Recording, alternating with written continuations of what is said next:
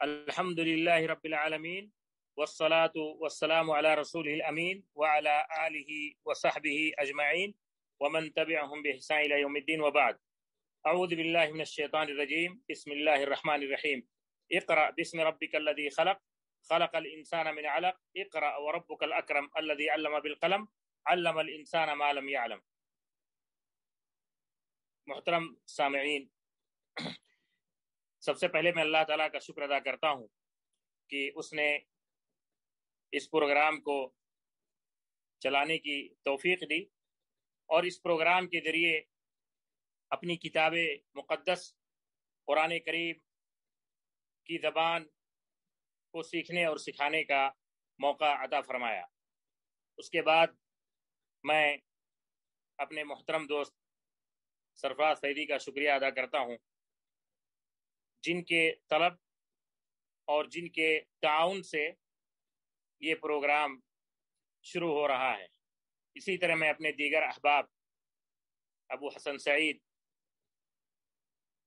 اور دیگر اخوان کا شکریہ ادا کرتا ہوں جنہوں نے اس پروگرام کے چلانے اور اسٹارٹ کرنے میں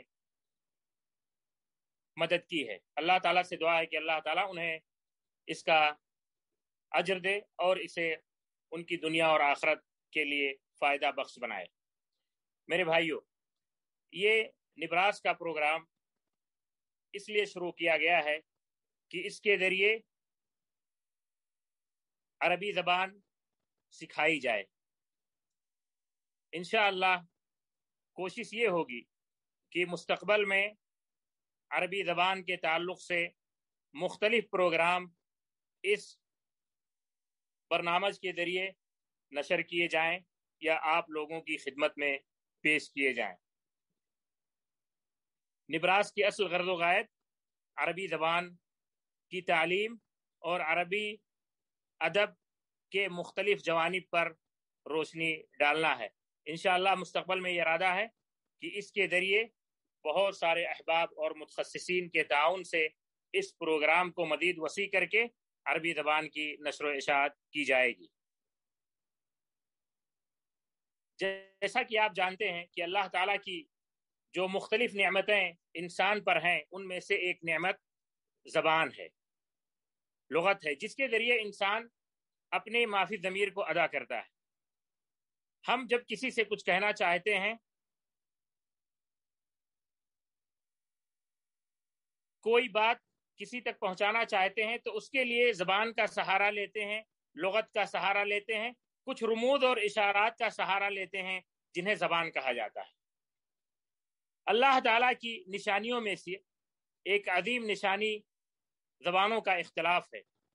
اسی لیے اللہ تعالیٰ نے قرآن کریم میں اس کی طرف اشارہ کرتے ہوئے کہا وَمِنْ آيَاتِهِ خَلْقُ السَّمَاوَاتِ وَالْأَرْضِ وَاخْتِلَافُ أَلْسِنَتِكُمْ وَأَلْوَانِكُمْ ان فی ذلک لآیات للعالمین، کہ اللہ کی نشانیوں میں سے آسمان و زمین کی پیدائش بھی ہے اور تمہارے رنگوں اور زبانوں کا اختلاف بھی.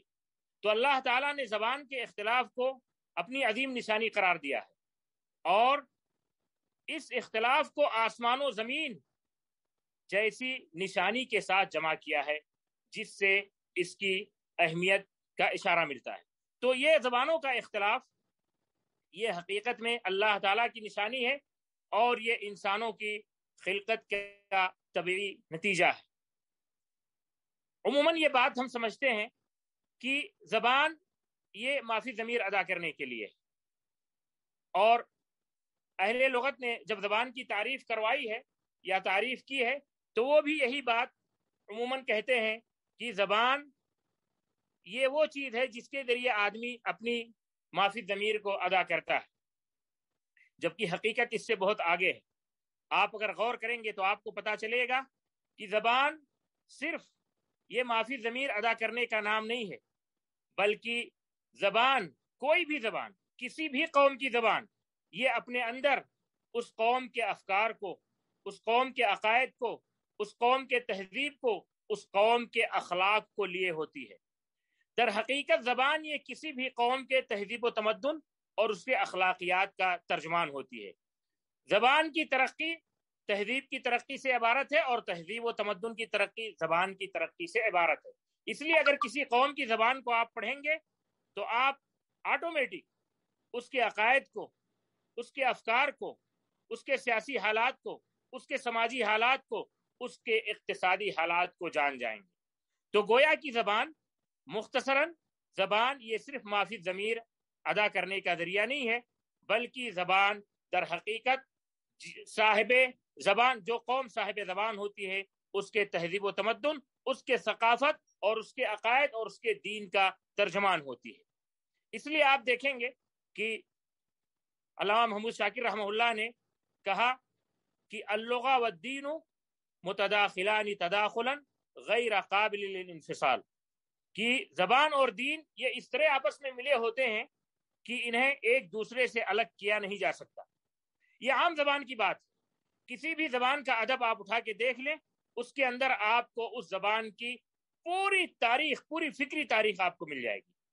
ان کا عقیدہ کیا تھا، ان کا اخلاق کیا تھا، ان کے افکار کیسے تھے، آپ کو یہ ساری چیزیں مل جائیں گی۔ اس لیے جب کوئی شخص کوئی زبان سیکھتا ہے تو مجرد زبان نہیں سیکھتا ہے، بلکہ زبان کے ساتھ ساتھ بہت سارے افکار و نظریات، عقائد اور اخلاق بھی سیکھتا ہے۔ اب جب یہ بات آپ نے جان لی تو آپ عربی زبان پر آئیں کہ عربی زبان کی کیا اہمیت ہے، اس کی کیا قدر و قیمت ہے۔ اگر زبانیں اپنے اندر اخلاق اور عقائد کو لیے ہوتی ہیں اور زبانیں اپنے اندر افکار کو لیے ہوتی ہیں تو عربی زبان کے اندر کیا ہے؟ عربی زبان کی فضیلت اور اس کی اہمیت کے لیے یہی کافی ہے کہ وہ کتاب و سنت کی زبان ہے، وہ قرآن کریم کی زبان ہے، اور اللہ تعالیٰ نے اس زبان کو اپنی آخری کتاب قرآن کریم کے لیے اختیار فرمایا۔ اس زبان کے اندر وہ حیثیت تھی کہ اللہ تعالیٰ کے کلام کو، اس کے معانی کو شامل ہو، اس لیے اللہ تعالیٰ نے اس زبان کو چنا۔ ایک مسلمان کے لیے ضروری ہے کہ وہ اس زبان کو سیکھے تاکہ وہ اللہ تعالیٰ کے کلام کو سمجھ سکے اور آپ صلی اللہ علیہ وسلم کے کلام کو سمجھ سکے۔ یہ اس کی ایک فضیلت ہوئی۔ اسی فضیلت سے اور اسی اہمیت سے ملتی جلتی دوسری اہمیت یہ ہے کہ اللہ تعالیٰ نے قرآن کریم کے حفاظت کی ذمہ داری لی ہے۔ وَإِنَّا نَحْنُ نَزَّلْنَا الذِّكْرَ وَإِنَّا لَهُ لَحَافِظُونَ۔ جب قرآن کریم کی قیامت تک حفاظت ہوگی تو اس کا مطلب یہ ہے کہ اس زبان کی بھی قیامت تک حفاظت ہوگی، کیونکہ قرآن کی زبان عربی ہے۔ اگر قرآن کریم قیامت تک باقی رہنے والا ہے اور یقیناً رہنے والا ہے تو پھر یہ زبان بھی باقی رہنے والی ہے۔ عربی زبان دیگر زبانوں سے کئی چیزوں میں مختلف ہے۔ عربی زبان یہ ہمارے دین کا حصہ ہے۔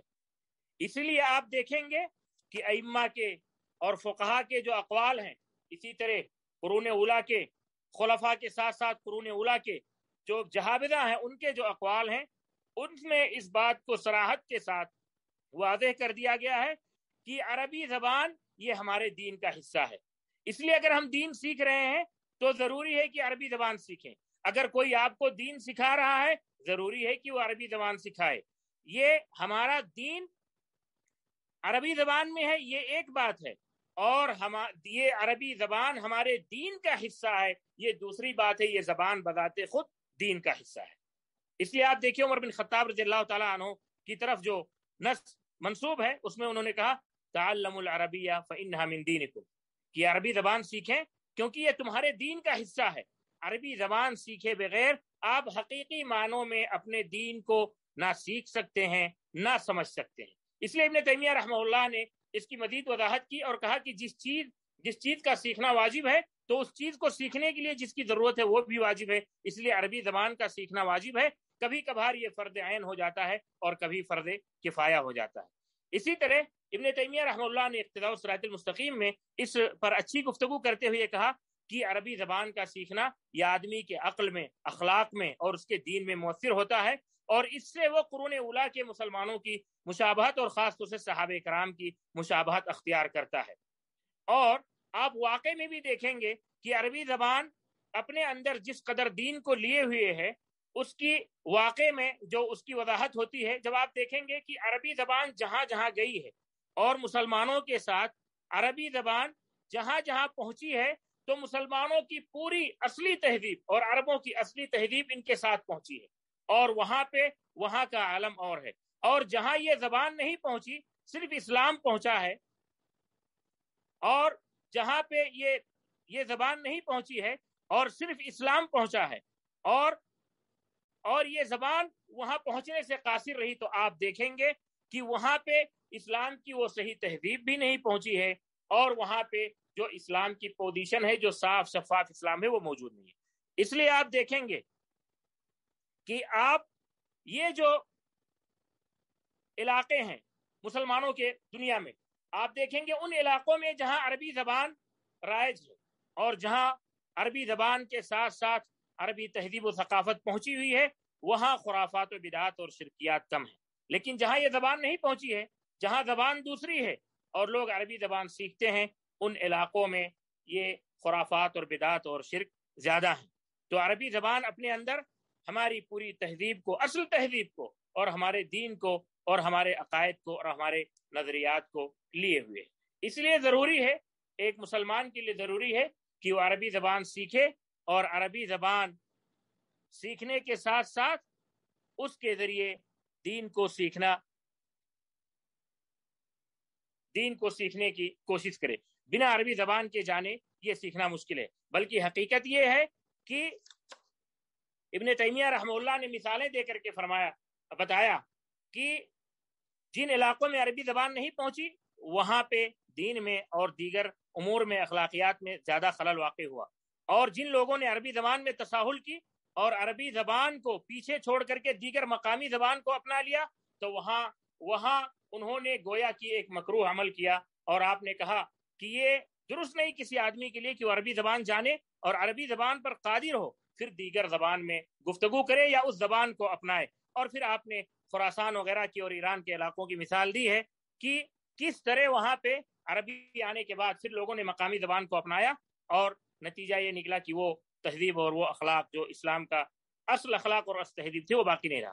خلاصے کلام یہ ہے کہ عربی زبان یہ ہمارے دین کا حصہ ہے، اور عربی زبان کو سیکھنا دین کے سیکھنے کے لیے ضروری ہے۔ اور کوئی بھی زبان یہ اصل میں اپنے صاحب زبان کی تہذیب کا، اس کے عقیدے کا، اس کے نظریات کا آئینہ دار ہوتی ہے۔ عربی زبان اسی طرح حقیقی معنوں میں صحیح اسلام کی ترجمان اور ان کے افکار، وہ عقائد اور نظریات کو لیے ہوئے۔ اب آتے ہیں عربی ادب کی طرف۔ جب ہمیں یہ معلوم ہوا کہ عربی زبان کی اہمیت ہے اور عربی زبان سیکھنی چاہیے، تو اس کے سیکھنے کا ایک وسیلہ ہے عربی ادب، کہ عربی ادب کے ذریعے ہم عربی زبان سیکھیں، اور عربی کے وہ نصوص جو اصل ہیں، وہ زبان جو حجت ہے، اس کو پڑھیں، اس کو سمجھیں، تاکہ عربی کی اصل زبان اور اس کی حجت والی زبان ہم سمجھیں، اور اس کے ذریعے قرآن کریم کا فہم ہو، اور ساتھ ہی ساتھ جو دیگر نصوص ہیں اسے بھی سیکھیں۔ جب ہم یہ کہتے ہیں کہ ہم عربی ادب پڑھیں اور عربی ادب کو سیکھیں، تو اس سے ہمارا مقصود کیا ہوتا ہے؟ آپ دیکھیں کہ اگر آپ ادب کے کلمے پر غور کریں گے تو آپ کو پتا چلے گا کہ ادب کا جو کلمہ ہے، وہ قدیم عربی میں، جاہلیت کے زمانے میں، اسے کھانے کی طرف دعوت دینے کو ادب کہا جاتا تھا۔ کسی کو کھانے کی طرف دعوت دینا ہو تو اس کو ادب کہتے تھے، اور اسی سے مأدبہ کا کلمہ ہے جو ایسے کھانے کو کہا جاتا ہے جو کسی مناسبت میں، شادی وغیرہ میں بنایا جاتا ہے۔ تو زمانے جاہلیت میں ادب کا معنی تھا کھانے کی دعوت دینا۔ اس لیے آپ دیکھیں گے جاہلی دور کا ایک شاعر کہتا ہے، نحن فی المشتاۃ ندعو الجفلا لا ترى الآدب فینا ینتقر، کہ ہم ٹھنڈی کے مہینے میں بھی سارے لوگوں کو بلاتے ہیں، ہمارے یہاں دعوت دینے والا شخص چھانٹ کے دعوت نہیں دیتا ہے۔ لا ترى الآدب فینا ینتقر، جو دعوت دینے والا شخص ہے، آپ یہ نہیں پائیں گے کہ وہ ہمارے یہاں چھانٹ رہا ہے، چن رہا ہے، اختیار کر رہا ہے۔ تو آدب کا معنی یہاں پہ وہ شخص جو کھانے کی دعوت دیتا تھا۔ یہ زمانے جاہلیت میں یہ کلمہ، ادب کا کلمہ، کھانے کی دعوت کے لیے استعمال ہوتا تھا۔ لیکن آپ دیکھیں گے جب اسلامی دور آیا تو وہاں پہ یہی کلمہ تہذیب، اخلاق اور تربیت کے معنی میں استعمال ہونے لگا۔ چنانچہ ایک اثر ہے، آپ صلی اللہ علیہ وسلم کی طرف منسوب ہے، ادبنی ربی فاحسن تادیبی، اللہ تعالیٰ نے میری تعدیب کی، میری تربیت کی، مجھے سکھایا، میری تہذیب کی، اور مجھے محاسن اور اخلاق سے آراستہ کیا اور بہت شاندار طریقے سے کیا۔ تو یہاں آپ دیکھیں گے اس کا معنی تہذیب اور اخلاق۔ بنو امیہ کا جب دور آیا تو آپ دیکھیں گے کہ ان کے یہاں تعلیم کے معنی میں استعمال ہونے لگا۔ اس لیے آپ دیکھیں گے کہ بنو امیہ کے دور میں ادب کا ان کو جو لوگ تعلیم دیتے تھے ان کو مؤدبین کہا جاتا تھا، ان کو مؤدبین کہا جاتا تھا، تعلیم دینے والے۔ تو وہاں یہ معنی تعلیم کے معنی میں، یہ کلمہ تعلیم دینے کے معنی میں استعمال ہونے لگا۔ اس کے بعد جب بنو عباسیہ کا دور آیا تو یہ کلمہ ترقی کرتے کرتے تہذیب اور تعلیم دونوں معنی میں استعمال ہونے لگا۔ جو معنی عصر صدر اسلام میں تھا تہذیب اور تربیت کا معنی، اور ادھر بنو امیہ کے دور میں تعلیم کے دونوں معنی جمع ہو گیا اس کے اندر۔ تو تہذیب اور تعلیم کے معنی میں یہ کلمہ استعمال ہونے لگا۔ اس کے بعد جب بنو عباسیہ کا دور اور آگے آیا تو دھیرے دھیرے یہ کلمہ ان نصوص اور کلام پر اس کا اطلاق ہونے لگا جن کے اندر تہذیب نفوس کی تعلیم دی گئی ہو، ادب کی تعلیم دی گئی ہو، اخلاقیات کی تعلیم دی گئی ہو۔ اس لیے آپ دیکھیں گے کہ ابن المقفع جس کی 142 ہجری میں وفات ہوئی ہے، اس کی 2 کتابیں ہیں، الادب الصغیر والادب الکبیر، جو اخلاقیات کے باب میں اس کے اندر اس نے بہت ساری باتیں لکھی ہیں، اس کا نام ادب رکھا ہے۔ اس کے بعد دھیرے دھیرے جب اس کلمے کے دلالت میں ترقی ہوئی تو اس کا وہ مفہوم جو ہم اب جانتے ہیں وہ مفہوم آ گیا، یعنی اشعار کو اور نثر کو اشعار کو جنہیں ہم آج ادب بولتے ہیں ان پر اس کلمے کا اطلاق ہونے لگا۔ اس لیے آپ دیکھیں گے بنو عباسیہ ہی کے دور میں جاہز کتاب البیان التبیین کا یہی حال ہے، اور الکامل فی اللغہ والادب، مبرد نے اپنی کتاب کا نام رکھا الکامل فی اللغہ والادب، اس کے اندر اشعار اور نثر موجود ہیں جنہیں ہم آج ادب کہتے ہیں۔ لیکن آپ دیکھیں گے کہ ابن خلدون رحمہ اللہ وہ کہتے ہیں کہ ادب دراصل یہ ہے کہ آپ کو عرب کے اشعار یاد ہوں، ان کے اخبار یاد ہوں، اور اشعار اور اخبار یاد ہونے کے ساتھ ساتھ آپ کو ہر علم کا کچھ نہ کچھ حصہ آئے، تب آپ حقیقی معنوں میں ادیب ہو سکتے ہیں، ورنہ آپ ادیب نہیں ہو سکتے۔ یہ اس کلمے کے تطورات ہیں جو شروع ہوتے ہیں کھانے کی دعوت دینے سے، اور پھر اس کے بعد تربیت، تعلیم، تہذیب اور اخلاق سے ہوتے ہوئے عربی کے جو ادبی نصوص ہیں ان پر ان کا اطلاق ہوتا ہے۔ آپ جب عصر حاضر میں آئیں گے تو آپ دیکھیں گے کہ 19ویں صدی کے منتصف کے بعد سے ادب کا جو کلمہ ہے اس کے 2 اطلاق ہو جاتے ہیں۔ ایک تو انگریزی میں جسے لٹریچر کہتے ہیں، یعنی جو بھی عربی کے بارے میں اور عربی میں لکھا جائے وہ ادب ہے، اور دوسرا اطلاق ہے جو اصل ہے اور جو ہمیں مقصود ہے وہ یہ ہے کہ کسی بھی گفتگو کو، کسی بھی بات کو ایسی تعبیر میں ڈھالنا جو مخاطب کے دل پر اثر کرے اور اس کے نفس میں مؤثر۔ کوئی بھی گفتگو اور ایسی بات یا ایسا کلام جو بلیغ ہو، فصیح ہو، آپ کے دل سے نکلا ہوا ہو، احساس و شعور اس سے جڑا ہوا ہو اور مخاطب کے دل میں اثر کرے۔ اور یہی وہ تعریف ہے جسے عموماً اصطلاحی تعریف میں ذکر کیا جاتا ہے۔ طبعا جب یہ ادب کی تعریف علماء کرتے ہیں تو تعریف کرتے وقت مختلف قسم کے الفاظ کا سہارا لیتے ہیں۔ ان کا خلاصہ یہی ہے کہ ادب وہ کلام ہے جو بلیغ ہو، فصیح ہو، اور جو آپ کے احساس و شعور سے نکلے اور نفوس میں مؤثر ہو، یعنی دلوں میں اثر ڈالے، یہ ادب۔ تو خلاصہ یہ ہوا کہ ادب کا جو کلمہ ہے لغت میں اس کے بہت سارے معنی ہیں، اور اس معنی میں کافی تطور ہوا ہے، اور تطور ہوتے ہوتے وہ اس کے اصطلاحی معنی کے قریب پہنچا ہے۔ تہذیب کا معنی ہو، یا اخلاق کا معنی ہو، یا تعلیم و تربیت کا معنی ہو، یا اس کا جو جاہلی معنی تھا دعوی تام، جو کہ بالکل اب متروک ہو چکا، اس معنی میں استعمال نہیں ہوتا ہے۔ تو یہ کلمہ ادب کا گویا کہ حقیقی معنوں میں اپنے جو لغوی معنی ہیں، جو تطورات ہیں، ان سے کہیں نہ کہیں جڑا ہوا ہے۔ اسی لیے علماء نقد کہتے ہیں کہ حقیقی معنوں میں ادب وہی ہے جس کے اندر تہذیب نفوس کے معنی ہوں، اخلاقیات ہوں، اور جس کے اندر آدمی کو محاسن اخلاق کی طرف بلایا گیا۔ اور اسی لیے پھر آخر میں جب وہ اصطلاحی تعریف کرتے ہیں تو کہتے ہیں کہ ادب وہ کلام ہے جو فصیح ہو، بلیغ ہو، اور آپ کے احساس و شعور سے نکلا ہو، اور سامنے والے کے دل میں وہ اثر کرے۔ تو یہ کلام یہ وہ کلام ہے جو ادب ہے۔ آگے ہم ارکان ادب پر آئیں گے تو یہ اور زیادہ واضح ہو جائے گا کہ ادب حقیقت میں کہتے کس کو ہیں۔ کوئی بھی کلام اگر ادبی ہے تو کون سے وہ ارکان ہیں جن کا پایا جانا اس کے اندر ضروری ہے، یا وہ کون سی چیزیں ہیں جو اس کلام کے اندر، اس گفتگو کے اندر اگر پائی جائیں گی تو اسے ادب کہا جائے گا، اور اگر وہ نہیں پائی جائیں گی تو وہ ادب کے دائرے سے خارج ہے۔ اہل علم نے اور نقاد نے ادب کے 4 ارکان ذکر کیے ہیں۔ سب سے پہلے اسلوب، پھر افکار، پھر خیال، پھر عاطفہ۔ دیکھیں کوئی بھی آدمی جب کوئی بات کہنا چاہتا ہے، پہلے اس کے دل و دماغ میں کوئی بات آتی ہے، اس کے دل و دماغ میں کوئی بات آتی ہے۔ یہ جو بات اس کے دل و دماغ میں آتی ہے، جو وہ سوچتا ہے، اسے فکر کہا جاتا ہے۔ اسے فکر کہا جاتا ہے یا معنی کہا جاتا ہے، مضمون کہا جاتا ہے۔ ان افکار کو وہ اپنے الفاظ میں پرو کے اور اپنے تراکیب میں پرو کے مخاطب کے سامنے پیش کرتا ہے۔ ان افکار کو جو اس کے ذہن میں آتے ہیں یہ مخاطب کے سامنے پیش کرتا ہے۔ جب وہ مخاطب کے سامنے پیش کرتا ہے تو جن الفاظ و تراکیب کا سہارا لیتا ہے، ان الفاظ و تراکیب کے مجموعے کا نام اسلوب ہے۔ اس کا نام اسلوب ہے۔ تو یہ اسلوب جو ہے الفاظ و تراکیب کا مجموعہ ہے، لیکن اسلوب محض الفاظ و تراکیب کا مجموعہ نہیں ہے۔ اسلوب یہ دراصل ایک اسٹائل ہے۔ ہر آدمی کا، ہر کاتب کا، ہر ادیب کا لکھنے کا ایک اسلوب ہوتا ہے۔ یہ اسلوب کیسے بنتا ہے؟ الفاظ و تراکیب سے بنتا ہے۔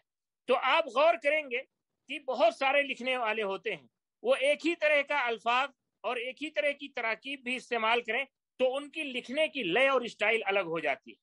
تو بسا اوقات اگر آپ کسی لکھنے والے کو، کسی ادیب کو کثرت سے پڑھتے ہیں تو ممکن ہے اس کی تحریر پڑھتے وقت اگر آپ کے پاس اس کا نام نہ ہو، اس تحریر پہ نام نہ لکھا ہوا ہو، تو آپ کہہ اٹھیں گے کہ یہ فلاں کی تحریر ہے، آپ اس کے اسلوب سے پہچان جائیں گے۔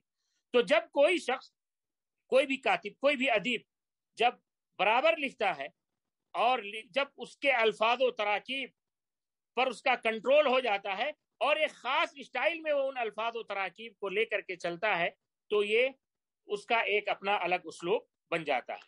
تو خلاصہ یہ ہے کہ اسلوب یہ الفاظ و تراکیب کا مجموعہ ہے، لیکن الفاظ و تراکیب کا جو مخصوص استعمال ہوتا ہے یہ اسلوب ایک خاص اسلوب پیدا کرتا ہے، اور اسی سے ہر آدمی کا ایک اپنا اسلوب بنتا ہے۔ اس لیے بعض مغربی نقاد کا کہنا ہے، ادبا کے بارے میں اس نے کہا ہے کہ اسلوب ہی دراصل یہ ادیب ہے، یا اسلوب ہی آدمی ہے، یعنی اس کی ادیب کی اصل پہچان یہ اسلوب ہی ہے۔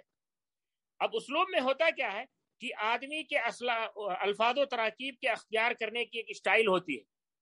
ہر آدمی ہر ترکیب کو نہیں اپناتا ہے، اور ہر آدمی ہر الفاظ کو یکساں نہیں استعمال کرتا ہے۔ تو جس کی جو اسٹائل اور لے بنتی جاتی ہے الفاظ و تراکیب کے اس مجموعے کے ساتھ، وہ اس کے ساتھ پھر پہچانا جاتا ہے۔ تو یہ پہلا رکن ہے اسلوب کا، جو الفاظ و تراکیب کا مجموعہ ہوتا ہے۔ اور دوسرا رکن ہے افکار کا۔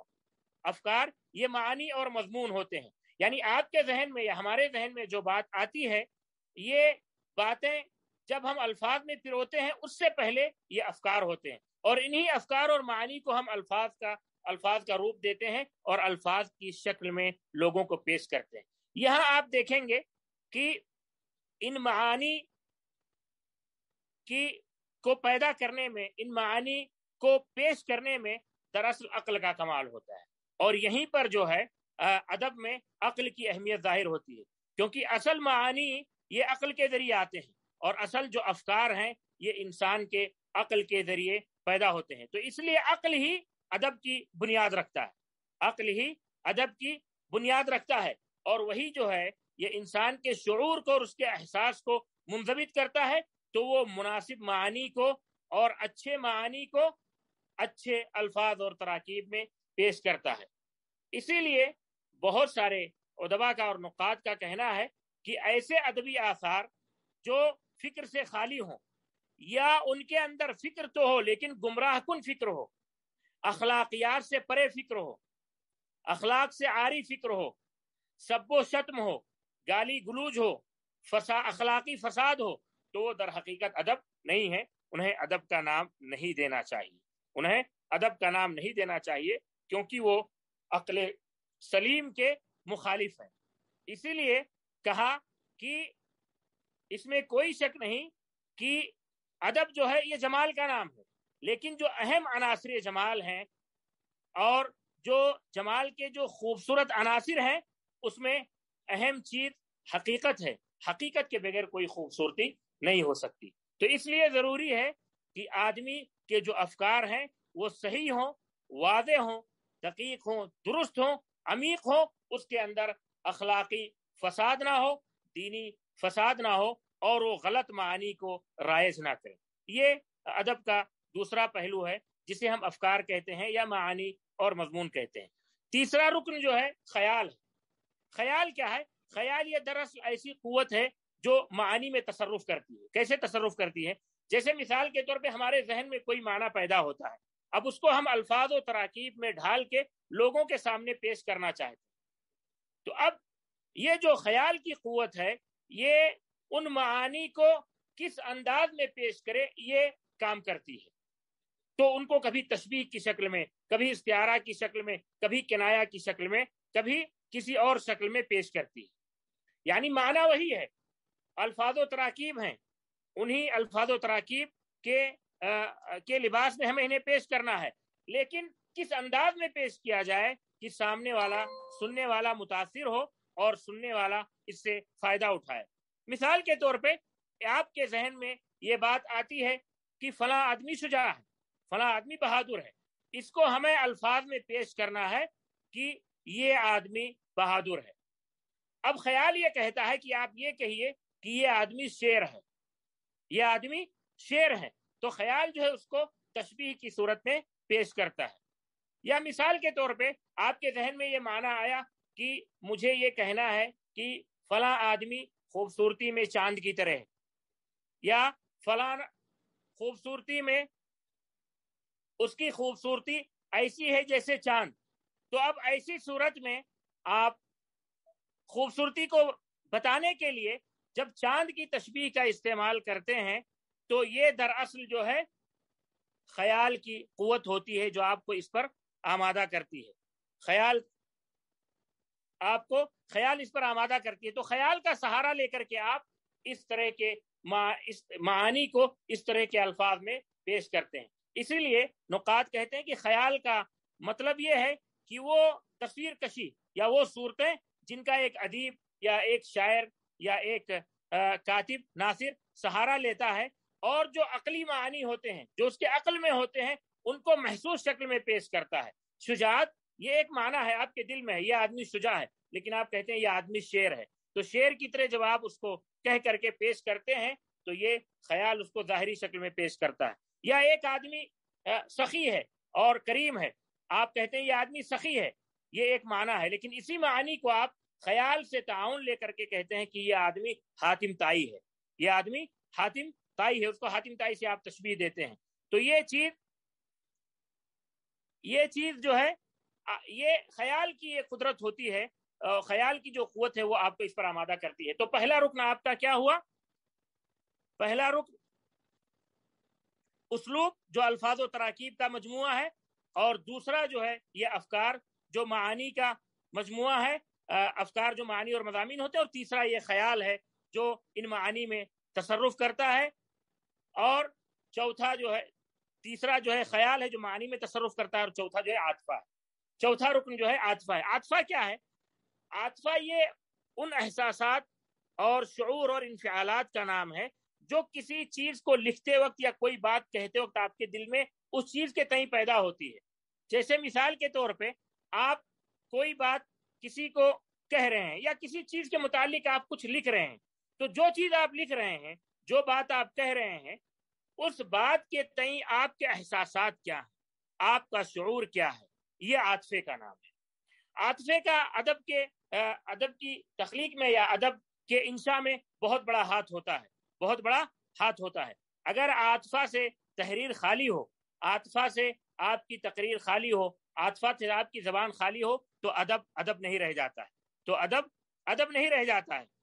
जब कोई आदमी कोई चीज लिखता है, जब कोई आदमी कोई चीज लिखता है, कोई तहरीर लिखे या कोई शेर कहे, तो उस वक्त उसके जो शऊर व एहसासात होते हैं अगर उसकी गुफ्तगू के साथ जुड़े हुए हों, तो ये शऊर व एहसासात اس کی تحریر میں منتقل ہو جاتے ہیں، اس کی تحریر میں منتقل ہو جاتے ہیں، اور اس تحریر میں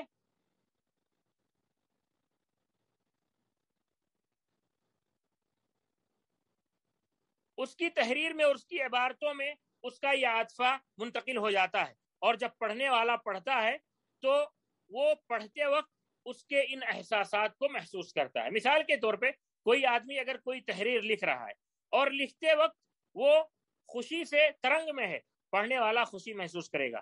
لکھنے والا اگر ہنس رہا ہے، پڑھنے والا ہنسی محسوس کرے گا۔ لکھنے والا اگر غمگین ہے اور اس کے آنکھوں سے آنسو رواں ہے تو پڑھنے والا بھی اس غم کو محسوس کرے گا اور اس کے آنکھوں سے آنسو رواں ہو جائیں۔ تو عاطفہ جو ہے یہ بہت ہی اہم ہے، اور یہ اس شعور اور انفعال کا نام ہے جو ایک ادیب اپنے ادب کو جب لاتا ہے تو اس وقت جو ہے اس کے شعور و احساسات جس قدر اس تحریر سے جڑے ہوتے ہیں اور جڑ کر کے اس میں داخل ہو جاتے ہیں، پھر جو ہے پڑھنے والا اس کو محسوس کرتا ہے۔ تو یہ ادب کے 4 ارکان ہیں اور یہ مختصراً ان کے ضوابط ہیں۔ پہلا اسلوب ہے جو الفاظ و تراکیب کا مجموعہ ہے۔ ہر کاتب کا، ہر شاعر کا ایک اسلوب اور اسٹائل ہوتا ہے جس سے وہ پہچانا جاتا ہے۔ دوسرا مضمون ہے، یعنی معانی اور افکار ہیں جن کو وہ الفاظ کا جامہ پہناتا ہے اور جنہیں وہ الفاظ کی شکل لیتا ہے، اور یہ معانی ضروری ہے کہ صحیح ہو، سلیم ہو، ان میں تناقض نہ ہو، اور یہ اچھے معانی ہوں اور اخلاق سے جڑے ہوئے ہوں، ان کے اندر کوئی ایسی چیز نہ ہو جو اخلاق کے منافی ہو۔ تیسرا رکن خیال ہے۔ خیال یہ ایسی قوت ہے جو معانی میں تصرف کرتا ہے اور معانی کو مختلف اشکال میں، کبھی تشبیہ، کبھی استعارہ، کبھی کنایہ کی شکل میں پیش کرتا ہے تاکہ سامنے والے کو، سامع کو یا قاری کو اس کی بات اچھے طریقے سے سمجھ میں آئے اور اس کے دل میں اثر کرے۔ اور چوتھا یہ عاطفہ ہے، یہ وہ احساس و شعور ہے جو لکھنے والا یا بولنے والا جب بولتا ہے یا لکھتا ہے تو اس کے یہ احساسات اس کے ساتھ ہوتے ہیں جو اس کی تحریر میں یا اس کے الفاظ میں اتر آتے ہیں، اور پھر پڑھنے والا اور سننے والا ان کو محسوس کرتا ہے۔ یہ ہوئے ادب کے ارکان۔ اب آتے ہیں ادب کے اقسام کی طرف۔ ادب کے علماء نے ادب کو 2 قسموں میں تقسیم کیا ہے، 2 اہم قسموں میں تقسیم کیا ہے۔ پہلا اس کو ادب انشائی کہا جاتا ہے اور دوسرے کو ادب وصفی کہا جاتا ہے۔ ادب انشائی یہی جو ادب ہے جو نظم اور نثر کی شکل میں آپ دیکھتے ہیں، اور ادب وصفی وہ ہے کہ اس ادب کا جو آپ نثر یا نظم کی شکل میں دیکھ رہے ہیں، ان کا جو دراسہ کیا جاتا ہے، اس کی تحلیل کی جاتی ہے، اس پر نقد کیا جاتا ہے، اس کے معائب اور محاسن بتائے جاتے ہیں یا اس کی تاریخ بیان کی جاتی ہے، اس کو ادب وصفی کہتے ہیں۔ تو ادب انشائی میں آپ دیکھیں گے ایک تو شعر ہے اور ایک نثر ہے۔ ادب انشائی میں ایک شعر ہے اور ایک نثر ہے۔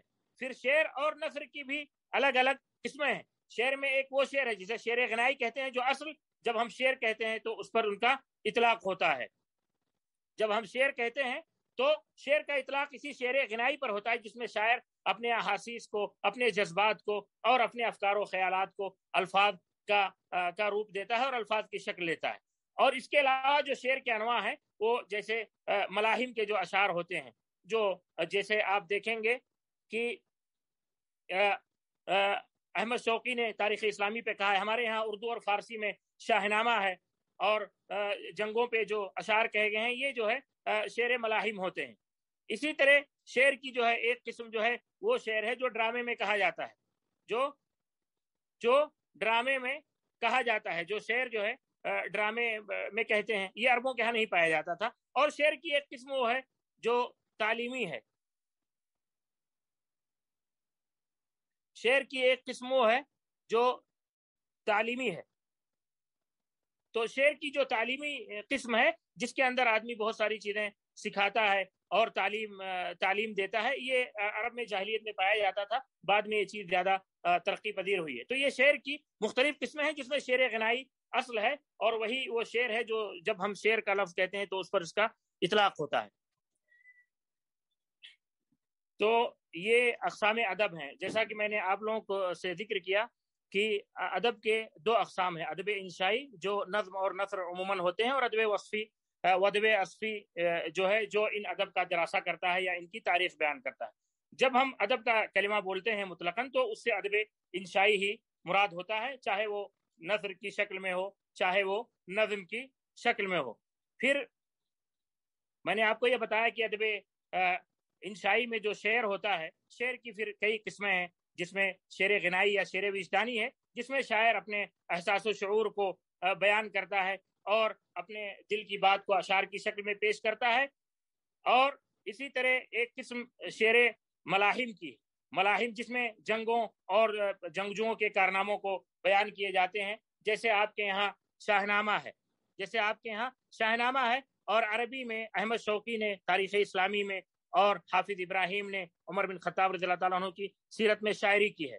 इसी तरह एक जो ड्रामा होता है, आप जानते हैं कि पहले जो ड्रामे होते थे तो इन ड्रामों में ड्रामे शेर की शक्ल में भी होते थे, तो इसे शेर तमसीली कहा जाता है। ये अरबी के कदीम शायरी में नहीं पाया जाता है। और उसके बाद शेर तालीमी है, वो अशार जो तालीम का काम करते हैं और जिसके जरिए जो है इल्म दिया जाता है। बहुत सारे जो इल्मी मुतून अब राइज हैं वो उन्हें शेर तालीमी कहा जाता है। जाहिलियत में ये शक्ल अगरचे नहीं थी, लेकिन तालीमी अंदाज में बहुत सारे अशार कहे गए हैं जिसमें महासिन अखलाक पर उभारा गया है।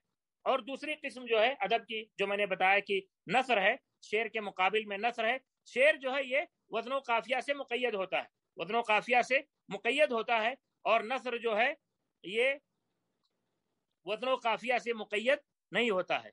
नसर जो है ये वज़न काफिया से मुक़य्यद नहीं होता है। नसर में भी आप देखेंगे कि नसर ये दो किस्म का होता है।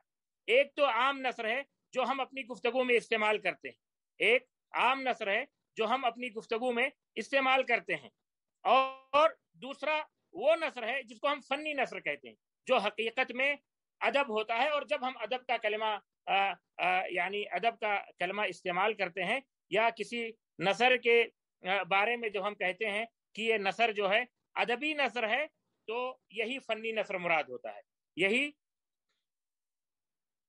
यही फन्नी नसर मुराद होता है। और वो जो नसर आदि नसर है जो हम अपनी आम गुफ्तगू में इस्तेमाल करते हैं वो मुराद नहीं होता है। तो ये अदब की दोनों किस्में हैं, शेर और नसर, और फिर उनके मुख्तलिफ अक़साम हैं। खुलासा यह है नसर के बारे में जो अहम बात कहनी है वो ये है कि नसर जो है वही नसर अदब होता है जिसके अंदर अरकान अदब पाए जाएं, जिसके अंदर अरकान अदब पाए जाएं। जो अरकान अदब जिनका जिक्र हुआ, यानी उसलूब से लेकर के उसलूब और अफकार और फिर जो है ख्याल और आतफा, ये चारों चीजें पाई जाएं तो फिर वो अदब बनेगा, वरना अदब नहीं बनेगा। एक चीज यहाँ पे जो अहम चीज जिक्र करने के लायक है वो ये है कि शेर और नसर में फर्क क्या है। एक फर्क तो आप जानते हैं, वाज़ेह है कि शेर और नसर में जो एक वाज़ेह फर्क है वो ये है कि शेर ये औदान और काफिया से मुक़य्यद होता है, यानी शेर के लिए जरूरी है कि वजन हो, काफिया हो। और नसर में ये कैद नहीं होता है, यानी नसर जो है ये वजन और काफिया के कैद से खाली होता है। लेकिन इसके अलावा क्या फर्क है?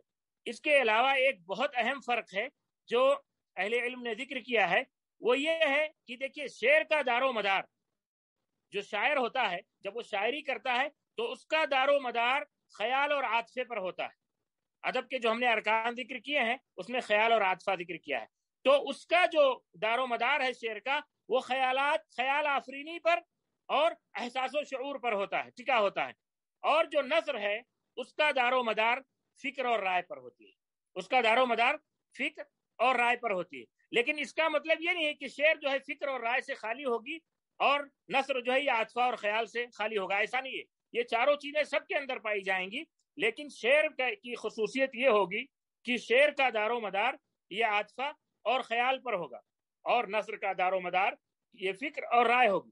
गोया कि नसर जो है ये ज्यादातर अक्ल पर डिपेंड करता है और शेर जो है ये ज्यादातर दिल पर, एहसासात और जज्बात और आतफे और ख्याल पर डिपेंड करता है। ये बुनियादी फर्क है। अदब वस्फी के बारे में मैंने पहले ही आपको बताया कि अदब इंशाई के मुकाबले में जो अदब वस्फी है, तो अदब वस्फी वो उसकी दो किस्में हैं। एक वही जो ये अदब होता है, जो असल अदब होता है अदब फन्नी, उसका जब हम दरासा करते हैं, उस पर नक्द करते हैं, उसकी तहलील करते हैं, उसके महासिन बयान करते हैं, उसके मकाबे बयान करते हैं, इसे जो है तहलील अदबी कहा जाता है। ये एक किस्म का अदब वस्फी है। और दूसरा वो है जिसमें हम अदब की तारीख बयान करते हैं, जिसमें हम अदब की तारीख बयान करते हैं।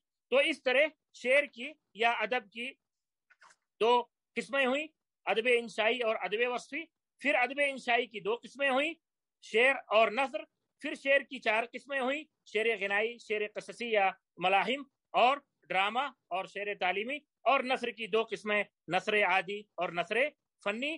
اور اس کے بعد میں نے بتایا کہ ادب وصفی جو ہے یہ تحلیل کا نام ہے، نصوص کی تحلیل کا اور ادب کی تاریخ بیان کرنے کا۔ اب یہاں آگے آتے ہیں ادب کے اصول پر۔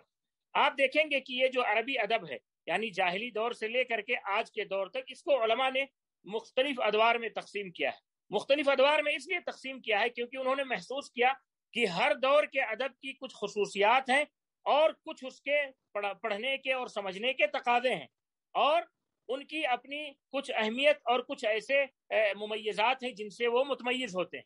تو ان تمیز کو دیکھتے ہوئے اور ان خصائص کو دیکھتے ہوئے علماء نے اس ادب کو مختلف زمانوں میں تقسیم کر دیا ہے۔ تو سب سے پہلے عصر جاہلی ہے۔ یہ عصر جاہلی جو آپ صلی اللہ علیہ وسلم کی بعثت سے پہلے 150 سال پہلے کا زمانہ ہے، اس پر اس کا اطلاق ہوتا ہے۔ اس دوران جو ہمارے پاس جو نثر اور شعر کا مجموعہ ہے، اسے ہم ادب جاہلی کہتے ہیں۔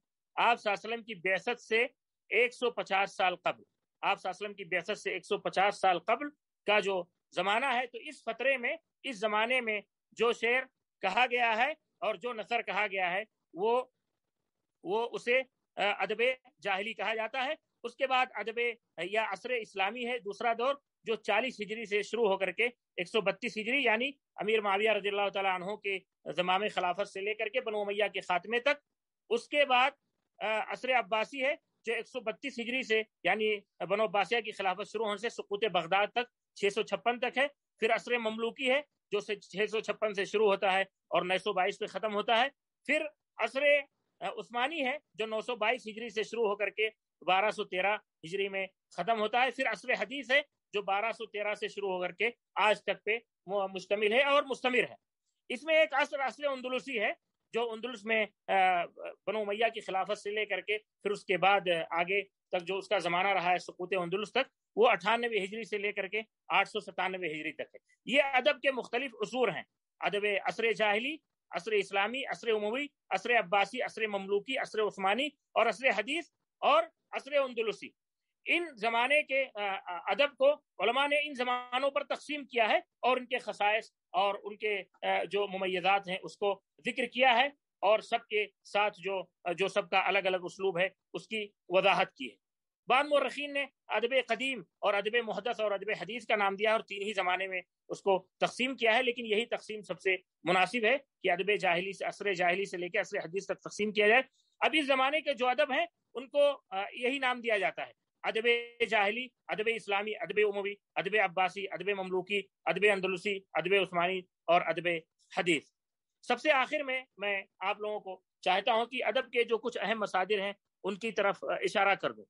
ادب کے جو مصادر ہیں اس میں 4 مصادر ایسے ہیں جن کو امہات ادب کہا جاتا ہے، کہا جاتا ہے۔ ابن خلدون رحمہ اللہ نے خصوصیت کے ساتھ ان کا ذکر کیا ہے۔ یہ چاروں کتابیں البیان والتبیین جاہز کی سب سے پہلی کتاب، پھر ادب الکاتب ابن قتیبہ کی، پھر الکامل للمبرد، پھر الامالی لابی القالی۔ یہ 4 کتابیں ہیں جو امہات ادب۔ اس کے بعد جو ہے ادب کے کچھ اہم مصادر اور مراجع ہیں جن میں طبقات فحول الشعراء ابن سلام الجمحی کی، کتاب الحیوان جاہز کی، الشعر والشعراء ابن قتیبہ کی، العقد الفرید لابن عبد ربہ کی، ادب الکتاب صولی کی، معجم الشعراء مرزبانی کی اور اغانی اصفہانی کی، اور سمت اللہ علی جو امالی القالی کی شرح ہے بکری کی، اور محاضرات الادباء، اسی طرح نہایت العرب، صبح العشاء اور خزانۃ الادب۔ یہ ادب کے کچھ اہم دیگر مصادر ہیں جن کو ادب کا شوق اور جو ادب پڑھتے ہیں وہ ان کی طرف رجوع کرتے ہیں۔ کچھ مصادر اور مراجع ایسے ہیں یا کچھ مراجع ایسے ہیں جو حدیث ہیں، جدید مراجع ہیں، جو ابتدائی مرحلے میں چاہتا ہے کہ ادب کو پڑھے اور ادب کو سمجھے اور شروعات کرے، تو اس کو چاہیے کہ ان کتابوں کی طرف دھیان دے۔ اس میں شوقی ضیف کی اہم کتابیں ہیں جو ایک سلسلہ ہے ان کا، تاریخ الادب العربی کا، جاہلی سے لے کر کے عصر حدیث تک۔ اسی طرح تاریخ الادب العربی زیات کی ہے، اور اسی طرح تاریخ الادب العربی حنا فاخوری کی، اور ایک کتاب ہے المفصل فی تاریخ الادب العربی فی العصور القدیمہ والوسیطہ والحدیثہ۔ یہ کئی لوگوں نے مل کر کے لکھا ہے۔ تو یہ عربی ادب کے کچھ اہم مصادر ہیں جن کی طرف رجوع کر کے ہم عربی ادب کے بارے میں معلومات لے سکتے ہیں، عربی ادب سیکھ سکتے ہیں اور عربی ادب کی جانکاری حاصل کر سکتے ہیں، اور عربی ادب کے جو بہترین نصوص ہیں، شاندار نصوص ہیں، انہیں ہم ان پر ہماری اطلاع ہو سکتی ہے۔ آخر میں میں جو درس ہمارا آج کا ہوا اس کا میں خلاصہ آپ کو پیش کر دیتا ہوں۔ سب سے پہلے تو میں نے آپ کو یہ بتایا آج کے درس میں کہ زبان کی بڑی اہمیت ہے، اور اللہ تعالیٰ نے زبان کے اختلاف کو اپنی نشانیوں میں شمار کیا ہے۔ ہر زبان یہ مجرد زبان نہیں ہوتی، اگرچہ زبان کا اصل وظیفہ یہ